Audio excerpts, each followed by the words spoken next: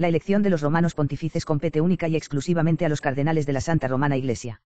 Citamos la Constitución Apostólica para periodos de sedes vacantes largas, cortas, mega largas o ultra cortas de su Santidad Pío XII del año 1945, Vacantis Apostolicae Sedis. Citamos. Párrafo 32. A Aelius eligendi Romanum Pontificem ad SRE cardinales unisi et privative pertinet, excluso prorsus ad que remoto culibet cuius piara alterius ecclesiasticae dignitatis, Aeliuti laicae potestatis cuius libet gradus et ordinis interventu. Párrafo 32. El derecho de elegir al romano pontífice corresponde única y exclusivamente a los cardenales de la Santa Iglesia Romana, habiendo excluido y eliminado en todo sentido cualquier intervención de cualquier otra dignidad eclesiástica o poder laico de cualquier rango u orden sin distinción. Fin de la cita. En este párrafo 32 su Santidad Pío XII está citando a su Santidad Pío IX en la Constitución Insublimi del año 1871, la Constitución Consulturi del año 1877 del mismo Papa Pío IX, y a su Santidad León XIII en la Constitución Praedecesores Nostri del año 1882. Citamos ahora la Constitución para sedes vacantes de su Santidad San Pío X del año 1904. Párrafo 27. Aelius eligendi Romanum Pontificem ad SRE cardinales unisi et privative pertinet, excluso prorsus ad que remoto culibet cuius piam alterius ecclesiasticae dignitatis, Aeliuti laicae potestatis cuius libet gradus et ordinis interventu.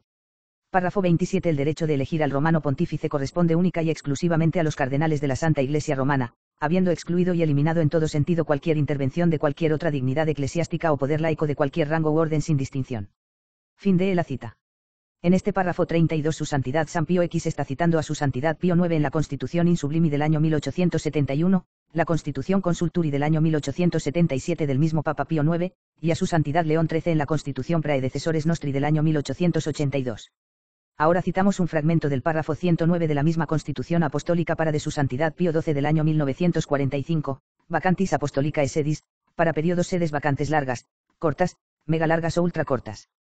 Puesto que todo el asunto ha sido seriamente considerado, y movidos por los ejemplos de nuestros predecesores, ordenamos y prescribimos estas cosas, decretando que este documento y todo lo que en él se contiene no puede ser impugnado de ninguna manera, ni siquiera por el hecho de que cualquier persona que tenga un derecho o interés en las cosas dichas de antemano, o que pretenda tener un interés de cualquier manera, no estén de acuerdo con ellas, y no sean llamadas u oídas en relación con estas cosas, o por cualquier otra razón, sino que estos mismos documentos son manifiestamente y serán siempre y perpetuamente verdaderos, válidos y eficaces, y adquirirán y obtendrán sus propios resultados plenos y no disminuyen sus resultados, y ordenamos a los individuos a los que les corresponde y les corresponderá que las ordenanzas deben ser observadas respectiva e inviolablemente por ellos, y si alguien intentara lo contrario en relación con estas cosas, por cualquier autoridad, a sabiendas o no, el intento es nulo y sin efecto.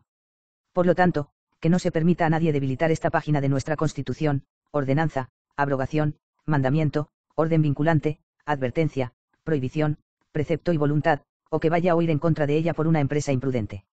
Además, si alguien se atreve a intentar esto, que sepa que incurrirá por ello en la ira de Dios Todopoderoso y de los benditos apóstoles Pedro y Pablo. Fin de la cita. Repetimos. El derecho de elegir al romano pontífice corresponde única y exclusivamente a los cardenales de la Santa Iglesia Romana, habiendo excluido y eliminado en todo sentido cualquier intervención de cualquier otra dignidad eclesiástica o poder laico de cualquier rango u orden sin distinción. Por lo tanto, que no se permita a nadie debilitar esta página de nuestra Constitución, ordenanza, abrogación, mandamiento, orden vinculante, advertencia, prohibición, precepto y voluntad, o que vaya a oír en contra de ella por una empresa imprudente. Además, si alguien se atreve a intentar esto, que sepa que incurrirá por ello en la ira de Dios Todopoderoso y de los benditos apóstoles Pedro y Pablo. Si alguien se atreve a intentar esto, que sepa que incurrirá por ello en la ira de Dios Todopoderoso y de los benditos apóstoles Pedro y Pablo. Incurrirá por ello en la ira de Dios Todopoderoso y de los benditos apóstoles Pedro y Pablo. Incurrirá por ello en la ira de Dios Todopoderoso. Fin de la cita.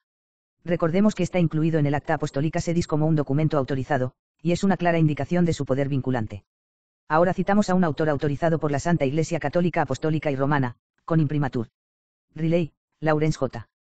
1914. Historia, naturaleza y uso de la epiqueia en la teología moral. Riley, Lawrence J. Lawrence Joseph, BP. 1914. Imprimatur, Richardus Jacobus Cushing. dd. 7 de mayo de 1948. Página 460.12. Las leyes humanas invalidantes a veces dejan de obligar, pero la epiqueia no puede aplicarse a las leyes humanas invalidantes. Fin de la cita. Ahora citamos el derecho canónico católico. Código de Derecho Canónico de 1917. Canon. 11. Irritantes e iliuti inhabilitantes ea et tantum lex abendae sant, quibus e iliuti actum sinuium e iliuti inhabilem si persona me expresse vela equivalenter statuitur. Canon 11. Solo se considerarán invalidantes o inhabilitantes aquellas leyes por las cuales, en términos expresos o equivalentes, se declare nulo un acto o se declare inhabilitada a una persona. Fin de la cita. Volvemos a citar el texto autorizado de Riley, Lawrence J. Las leyes humanas invalidantes a veces dejan de obligar, pero la epiqueia no puede aplicarse a las leyes humanas invalidantes. Fin de la cita.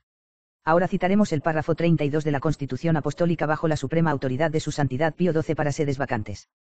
Párrafo 32. El derecho de elegir al romano pontífice corresponde única y exclusivamente a los cardenales de la Santa Iglesia Romana, habiendo excluido y eliminado en todo sentido cualquier intervención de cualquier otra dignidad eclesiástica o poder laico de cualquier rango u orden sin distinción. Fin de la cita. Repetimos. Habiendo excluido y eliminado en todo sentido cualquier intervención de cualquier otra dignidad eclesiástica o poder laico de cualquier rango u orden sin distinción. Habiendo excluido y eliminado en todo sentido cualquier intervención de cualquier otra dignidad eclesiástica. Habiendo excluido y eliminado en todo sentido.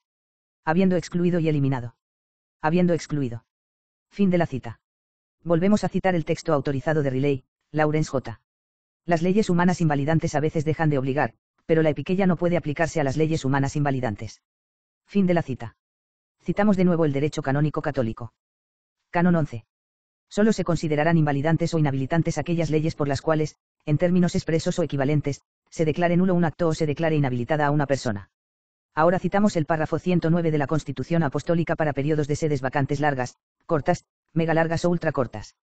Puesto que todo el asunto ha sido seriamente considerado, y movidos por los ejemplos de nuestros predecesores, ordenamos y prescribimos estas cosas, decretando que este documento y todo lo que en él se contiene no puede ser impugnado de ninguna manera, ni siquiera por el hecho de que cualquier persona que tenga un derecho o interés en las cosas dichas de antemano, o que pretenda tener un interés de cualquier manera, no estén de acuerdo con ellas, y no sean llamadas u oídas en relación con estas cosas, o por cualquier otra razón, sino que estos mismos documentos son manifiestamente y serán siempre y perpetuamente verdaderos, válidos y eficaces, y adquirirán y obtendrán sus propios resultados plenos y no disminuyen sus resultados, y ordenamos a los individuos a los que les corresponde y les corresponderá que las ordenanzas deben ser observadas respectiva e inviolablemente por ellos, y si alguien intentara lo contrario en relación con estas cosas, por cualquier autoridad, a sabiendas o no, el intento es nulo y sin efecto. Por lo tanto, que no se permita a nadie debilitar esta página de nuestra Constitución, ordenanza, abrogación, mandamiento, orden vinculante, advertencia, prohibición, precepto y voluntad, o que vaya a oír en contra de ella por una empresa imprudente. Además, si alguien se atreve a intentar esto, que sepa que incurrirá por ello en la ira de Dios Todopoderoso y de los benditos apóstoles Pedro y Pablo. Fin de la cita. Repetimos. Ordenamos y prescribimos estas cosas, decretando que este documento y todo lo que en él se contiene no puede ser impugnado de ninguna manera. Todo lo que en él se contiene no puede ser impugnado de ninguna manera. No puede ser impugnado de ninguna manera. De ninguna manera. Fin de la cita. Citamos a la Real Academia de la Lengua Español sobre su definición de impugnar. Impugnar. Del latín pugnare. 1. Tiar. Combatir, contradecir, refutar. 2. Tiar. Interponer un recurso contra una resolución judicial. Fin de la cita. Volvemos a citar la Constitución para sedes vacantes. Ordenamos y prescribimos estas cosas, decretando que este documento y todo lo que en él se contiene no puede ser impugnado de ninguna manera. Fin de la cita. Seguimos citando. Por lo tanto, que no se permita a nadie debilitar esta página de nuestra Constitución, ordenanza, abrogación, mandamiento, orden vinculante, advertencia, prohibición, precepto y voluntad, o que vaya a oír en contra de ella por una empresa imprudente. Además, si alguien se atreve a intentar esto, que sepa que incurrirá por ello en la ira de Dios Todopoderoso y de los benditos apóstoles Pedro y Pablo.